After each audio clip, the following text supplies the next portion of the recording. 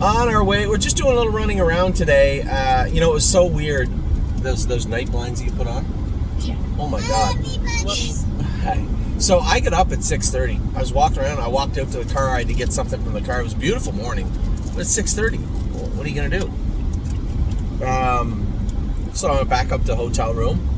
I said I'll lay back down with Amy for a little while. The kids were in an adjoining, we had like a two. Anyway, the kids were sleeping, and Amy asked me to pull the nightshades over. You know, the things that block out the sunlight. So I said, yeah, no problem. I pulled them over. I laid back down. 9:30 I woke up. 9:30 I woke up. So Tim wanted to train. We were training Wallop. We wanted to train Wallop today. So last trip was supposed to be 9:30. So Tim, I opened my phone and says text. He'll probably be ready to actually go at 9:15. It is now 9:30. I texted him. I said, I'm really sorry.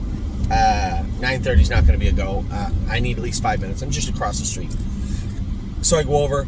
We trained Wallop. He trained awesome. I really like him. You know, I watched his videos, throwing his head, goofing off, and we've had a number of horses like that. So we simply just hung him up like we would them. And lo and behold, it worked the same. He was perfect. 58 off a half in a minute. I really liked what I saw from him, and I think he is going to be a decent horse for us. We are going to race him at Northfield this week, though. If he doesn't get in at Northfield, then we'll enter him at the Meadows. But he is entered at Northfield first. The way the shipping has gone, he left to go to Northfield today. So now that I say it out loud, I know what's going to happen. He's not going to get in at Northfield. Hey, Addie, why are you torturing Daddy? Can you tell everyone that horse is out here? What are you doing? Well, I was going straight, and it was yellow light, right? I was just trying to get my bearings. So I just let everybody go ahead of me. Because I'm polite. So Wallop trained really, really well, and then I went with one for Tim. I thought he trained well, too. I was pretty happy with him. And then I was done for the morning. Thank you. See? And then I was done for the morning. Now, while this is going on, we're watching the horses qualify. Time is on my side, I thought was okay. It's a lot to ask a horse to go from 59 to 55 in a piece and then sprint away. Sure, I would have loved to see him do it, but he didn't. He just kind of hung out when he cleared to the front and that horse came and picked him off. It was a decent qualifier, but our expectations are running so hot on this guy. It was actually a letdown for me. So James said he was good. He said this could go a number of ways. He could go forward and be a nice horse. You know, he could not. Or you could castrate him and turn him out, or you could just turn him out and, focus on latter part of the year or the winter. He said because 55, 56 is great, but everybody can pace 55, 56, especially since we have Arson already paced 53 on a 5/8.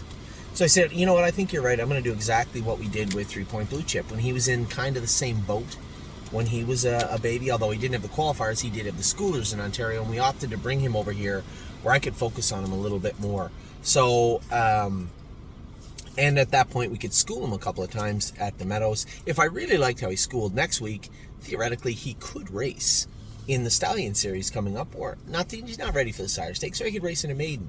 The sky's the limit. We have a number of paths with this guy. Obviously, we always wanted the golden path. We wanted the horse to qualify in 54 in the grips, go out and look like a monster, and it hasn't happened yet. But as James put it, and I think he's right, he said, I think there's a really nice horse in there. I just don't know if he's ready to come out yet. Hey, I'm doing a video. You're doing an awfully. First you stole my chips. Now you're filling your face with my chips. And you're talking while you're doing it. Daddy, I'm always knocking my iPad. Yeah, you're still talking, though. And why are you sniffing my chips and deciding which ones you want to eat? You're crazy. Anyway, so time is on my side. I thought was good. J-Port Beach Boy kind of hung out, right? Pulled up a little bit down the lane. I had a conversation with one of my partners on J-Port Beach Boy the other day, and he said, I wish Jonathan had pulled him out of the 2-hole and taught him how to pass. I said, all he would have done if he pulled him out of the 2-hole the other day was teach him how to lose. And that's part and parcel to today. He's a little bit cranky, a little grumpy. He's hard to get moving. He really should have paced right past and right up to the bridle of Time is on My Side. And if they both got picked off, fine, but that's how it should have hung out. Instead, J-Port Beach Boy drifted a bit. We'll get the vet to look at him, but I'm pretty sure he would rather go right than straight at that particular moment.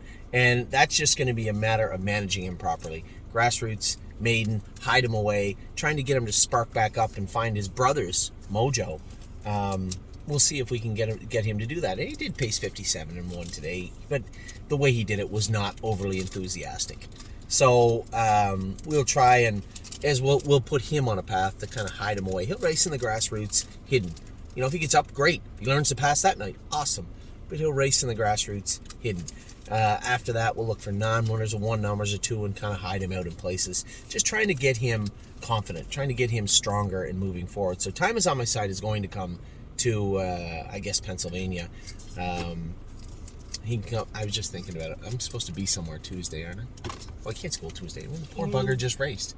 He just qualified on Friday. You're racing at Mohawk on Tuesday. I'll be here Wednesday, Thursday. So we could theoretically put him in a maiden over here. We could hide him in a maiden. I don't know. I think the whole point will be to get him over here and get him on some Pennsylvania turf and see if we can get him sparked back up. You're not going to be able to force him into doing this. He's going to have to, what James is saying, and he's right, is he's going to have to want to do it. He's going to have to become the horse that we purchased on his own. We put all the work in. Now it's up to him, and I think he will, but a component of that could be time. And I'm not really that worried about it. If you said to me, hey, he's a 55 pacer right now, but he could be a 51 pacer, next spring. Okay. I think we've already made up our mind on that. So I guess the easiest way to put it is we're going to bring him over here, but he is going to dictate on his terms. He's as close to the field as he is being castrated, as he is to being racing. He's going to have to pick. He's going to have to pick which path he goes on. So those 3 horses qualified today, or those 2 did. Drebin qualified today and didn't bleed. So I'm more apt to maybe pump the brakes just a hair on it, see if we can manage him in that regard. I'm very, very leery about this because it did not work with 3 Point Blue Chip, right? We ended up putting him on Lasix, but he did have a pretty good 2-year-old season. So do we just go the easy route and put him on Lasix, which I'm okay with, or do we go a more difficult route where we try and medicate him and manage him in a way, like today, you would give him an anti-inflammatory after he raced just to make sure, a decongestant maybe, to dry him up, to make sure there was no redness, no mucus in there. Then we have the herbal stuff. We have a lot of them on, Step Up? We have a lot of them on Step Up. I don't know if it helps, but it might. If we can manage him, and a lot of the stuff is herbal, if we can manage him in that way, and have him not bleed, at least through the Millard Farm stake race in the heat, because you start talking about Lasix and the heat and a young horse, there is a downside there. It's not all upside. There is a downside to that. And I think, now that I say it out loud, maybe we'll try our best just to manage him through the Millard Farms, watch him very closely, but he did not bleed today, so in any way. So I think the latter is the route we'll take. We'll race him in the Millard Farms, watch him very closely, and go from there. The sky's the limit with this guy. I mean, I like what I see from him. He's been a pretty nice horse training down. His biggest issues are his knees. I think we have a handle on those heading into his first lifetime start, but we'll see. So those 3 things happen. AC Swan, I truly apologize to all my partners on AC Swan. Mario had asked not to qualify today, to school Tuesday, and then qualify next week. He just felt that she wasn't quite ready. And I don't want to see her go on the track if she's not quite ready. If he's asking for another schooler, by all means, take another schooler. Go ahead.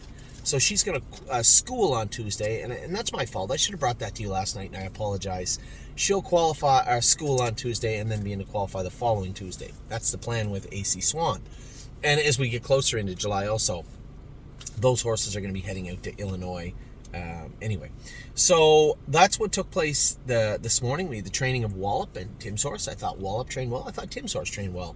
We had the qualifiers of Time Is On My Side and J-Port Beach Boy and Drebin. I believe Time Is On My Side is going to come to Pennsylvania. Drebin is going to race his first start not on Lasix, and J-Port Beach Boy, we just have to get him in a position to not move him. And that's exactly.